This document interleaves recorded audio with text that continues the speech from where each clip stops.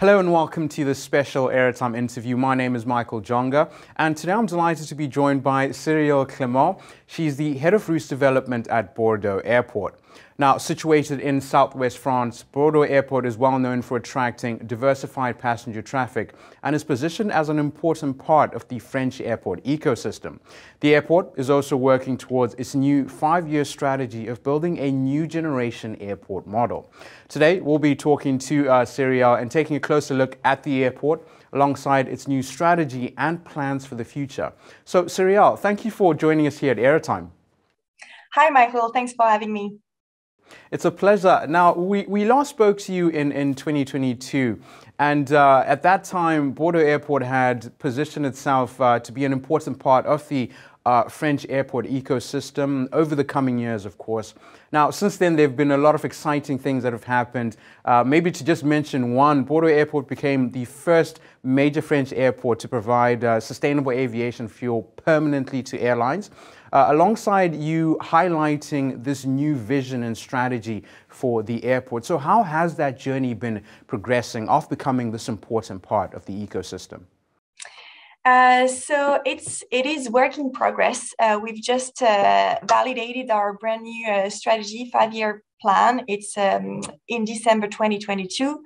It's a 5-year plan worth 240 million euros, so it's quite significant.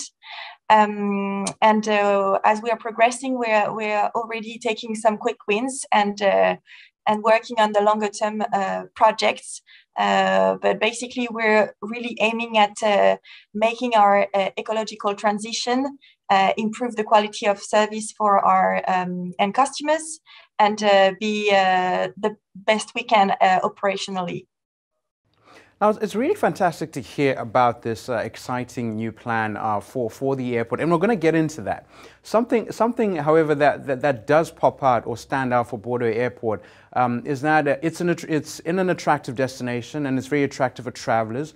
And of course, the airport itself is also known for its resilience. Could you highlight why that is?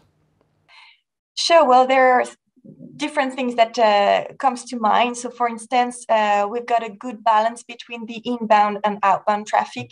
Our Bordelese passengers are traveling quite a lot, and Bordeaux itself is a very renowned international name, thanks to the wine, of course.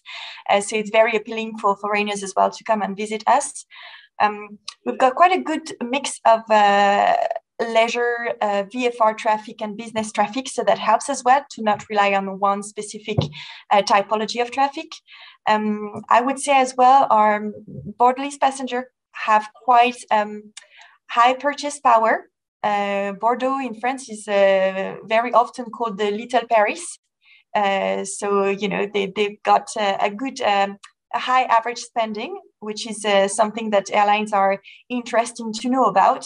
And despite the very obvious tourist attractions, so I mentioned the wine, but of course the city itself, as half of its infrastructures are UNESCO heritage. And we're very close to the ocean as well. So that's for the touristic aspect.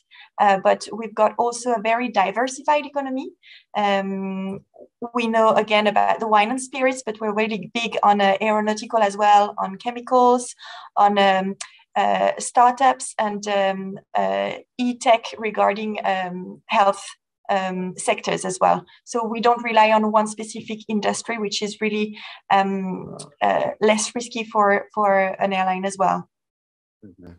Now, actually, on that topic of diversification, especially of your passenger traffic, looking at some of your business travelers, leisure travelers, and VFR, visiting friends and relatives, if you look prior to COVID, you know, the 10 years that preceded that, there was a lot of constant growth for the airport in terms of passenger traffic. Looking now, air travel has returned. How have been the last 12 months in terms of passenger traffic? Is there still that diversification factor? Yeah, so I mean, like many other French airports or even European airports, the typology of passenger that came back first post-COVID was the visit friends and relative typology, and then the leisure ones. We see the business coming back steadily. It's not yet to the level of 2019 because we've changed our habits as well in terms of working. we're doing the interview via laptops, but it's progressively coming back to the 19 balance between VFR, leisure, and business. So we're very confident about getting back to those levels.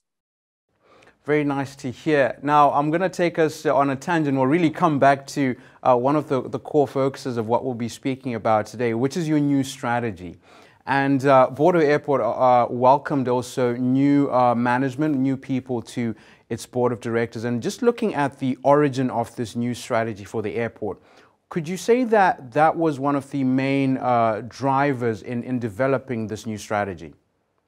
Yes, so we welcomed our new CEO in August 21, and then our new CFO and CTO in April 2022.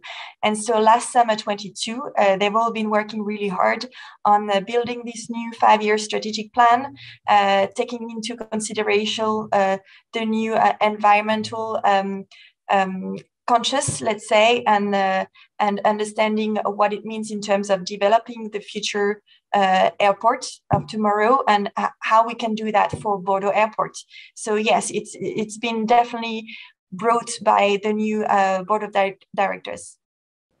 And just again, looking at the new strategy, it's called Resources 27. And you mentioned that it's becoming, one of the aims is becoming an airport of tomorrow, becoming a new generation airport or adopting a new generation airport model. Can you tell us more about it, and what are some of the key pillars that are working with this strategy? Sure. Well, let's start with the first pillar, which is to become a leader in ecological and energy transition. So we are making a lot of work to improve our infrastructure. They were a bit aging so far, so we are renovating some of them, and we're rebuilding or building new ones. The aim is to have a less consuming infrastructures. In terms of energy, we're trying to develop photovoltaic as well, so solar panels on our car parks, for instance. We're doing some studies to see whether we could be a hub for hydrogen productivity as well. So there's different things that we're trying to do. We're also very conscious about our waste management, water management. So there's different pieces that put together will help us reduce our impact, CO2 impact. Maybe just even expanding on the new strategy, what does it mean in terms of network and traffic development? If you look at some of the most recent news from airlines such as Lufthansa or Transavia or even EasyJet, they've announced expansion of new routes from Bordeaux and expanding their operations from the airport. So what's the main objective of the strategy in terms of network and traffic development?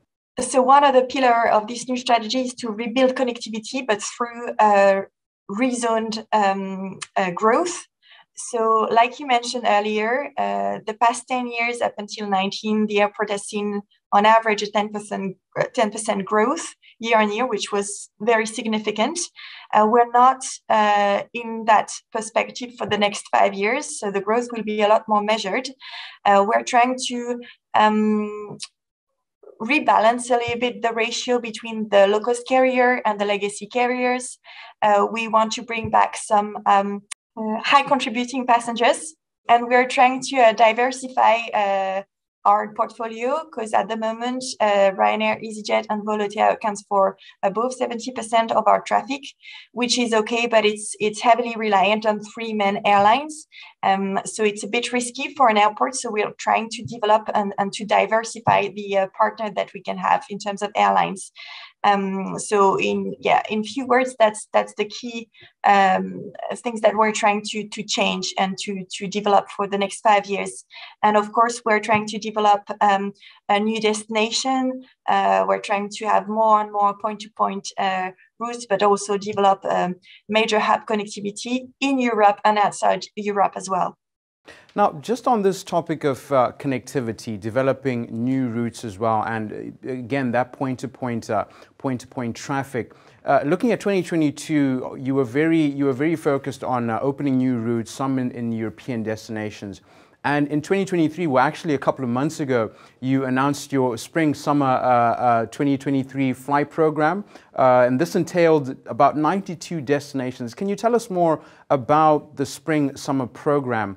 And do you have any plans to initiate further routes in 2023?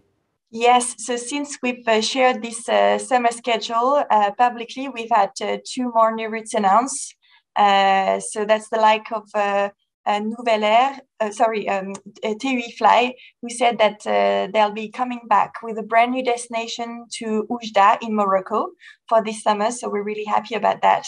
And we also had Ryanair announcing a brand new destination as well to Cyprus in Paphos. So we're really happy about it.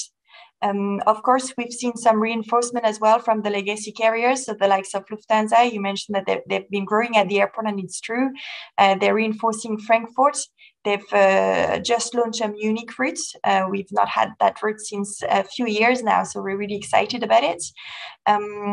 Still in the Lufthansa group, we went from four weekly frequencies to a double daily product on Brussels with Brussels Airlines. So we see some reinforcement for our greatest pleasure. And then, of course, we've got the low-cost carrier that are continuing their expansion. So the likes of Volotea, for instance, made a big push on Germany with their partnership with Eurowings. So they've launched Stuttgart, Hamburg, and Düsseldorf. Then if we're refocusing on France, still Volotea have launched Calvi in Corsica, and EasyJet decided to open a brand new Toulon route, which again, it's a route that we've not seen for many years. So we're really, really glad that it's finally rehappening.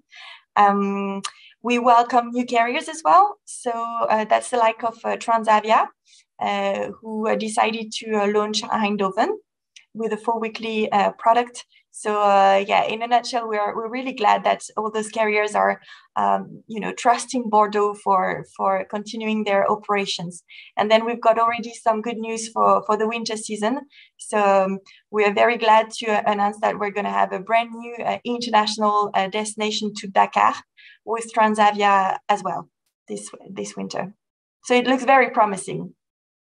And that really segues very nicely into my next question here, which is, are you going to be, or is the airport going to consider the US as a route to develop, especially looking at international connectivity?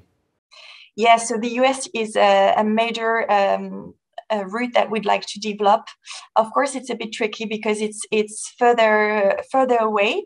To us, the trigger will be the delivery of the A321s, LR or XLR, because we think those are the perfect size of aircraft to fly from major US city to secondary city in France. There's going to be a lot of competition because there's not going to be 500,000 aircraft available at the same time. So we're going to be competing nicely and friendly with other airports. But yes, this is definitely something that's on our radar. The US is very requested by our Bordeaux passenger. The top destination is, with no question, is New York. We've got about 50,000 passengers connecting every year from Bordeaux somewhere else to go to New York. So this is definitely the route that we're trying to develop. But we need to be a bit more patient and wait for the nice aircraft type to fly that route. But we're very open-minded to the carrier who's going to operate that route. And maybe just building on what you just shared about the new international route or connectivity to Dakar, is Bordeaux Airport going to be developing routes to the Middle East? Middle East is another geographical area that's becoming more and more trendy for our local passengers. I mean, everybody's seen that during the COVID crisis, Dubai has been more and more requested as well. So the likes of Dubai are Qatar, for instance, who just signed an open sky agreement with the EU, are also on our radar.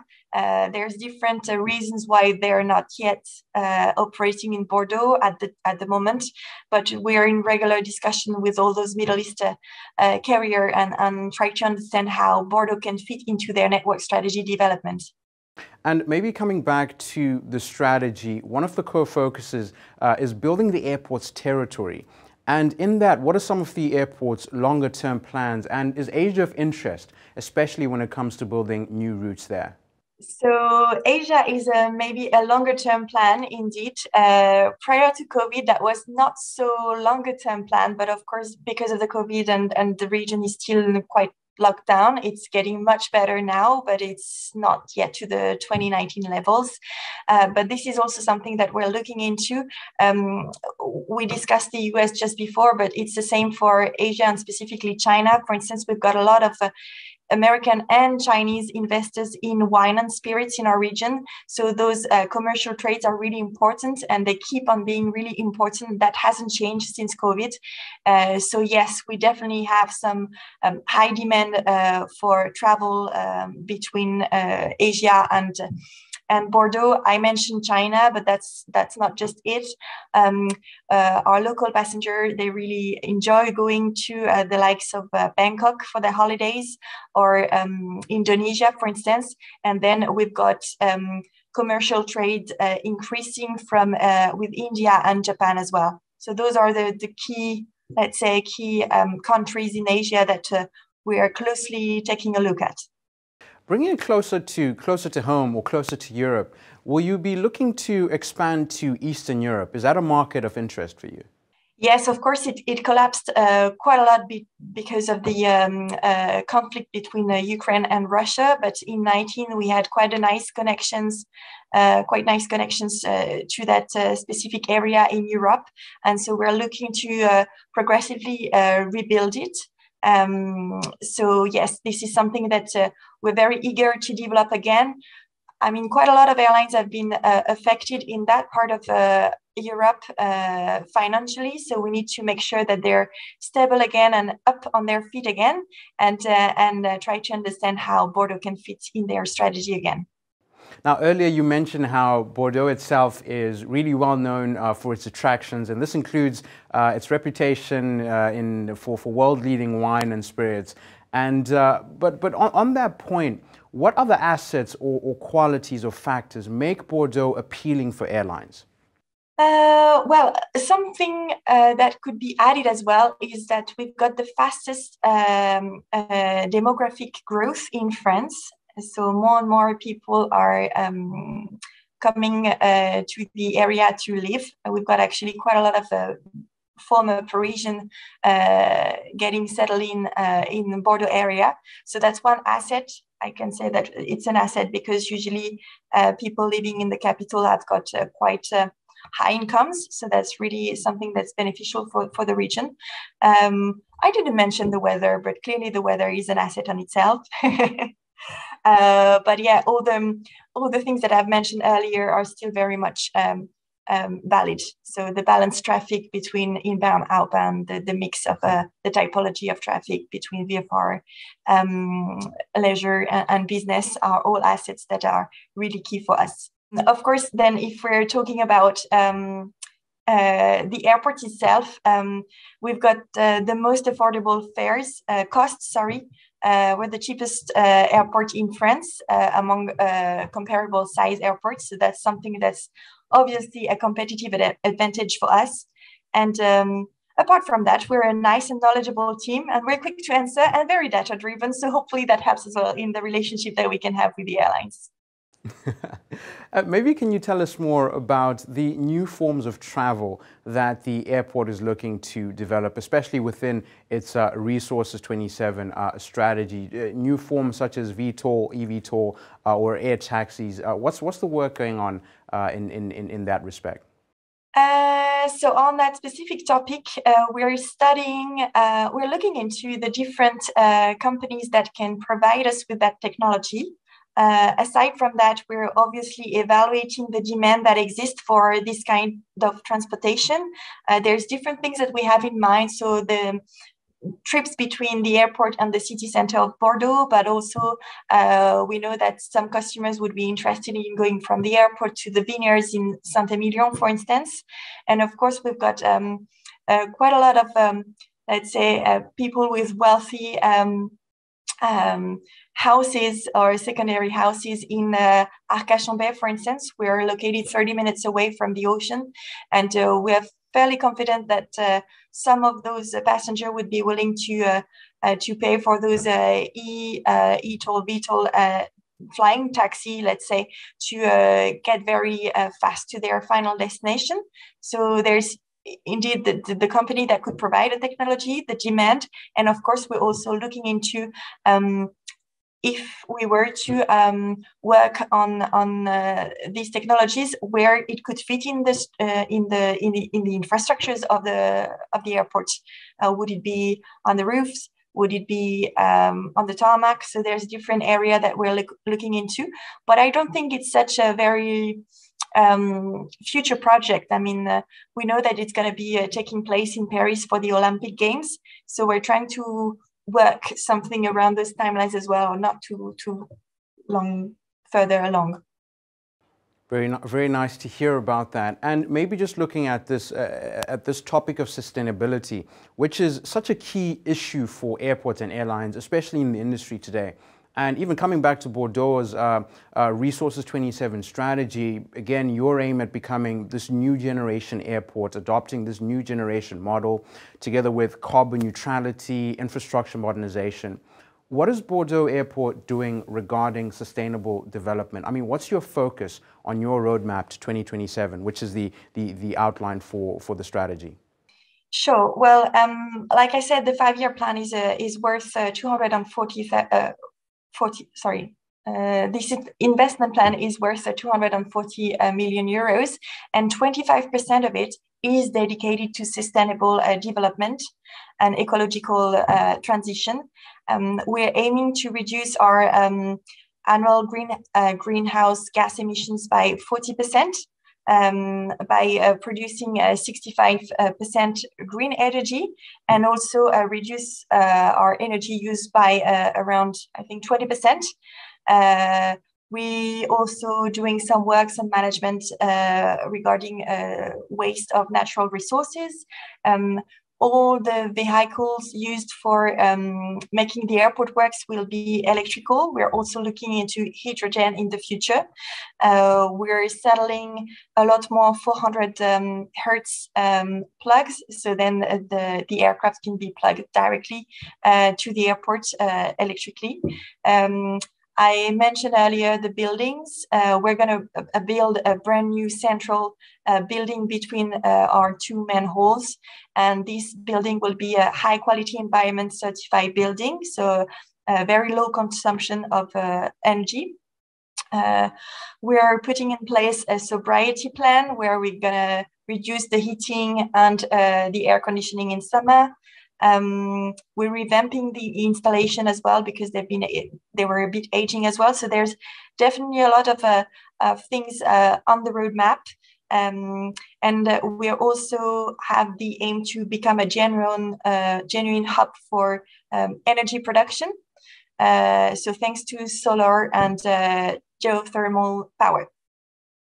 Well, Cyril, thank you for sharing that outline of Bordeaux Airport's strategy and roadmap to 2027. Unfortunately, we've run out of time in our interview, but I want to thank you for joining Airtime today and for taking the time to speak to us about Bordeaux Airport. That brings us to the end of this Airtime interview, but stay tuned for more exclusive aviation content coming soon. Thank you for joining us. My name is Michael Jonga, and you've been watching Airtime. Goodbye.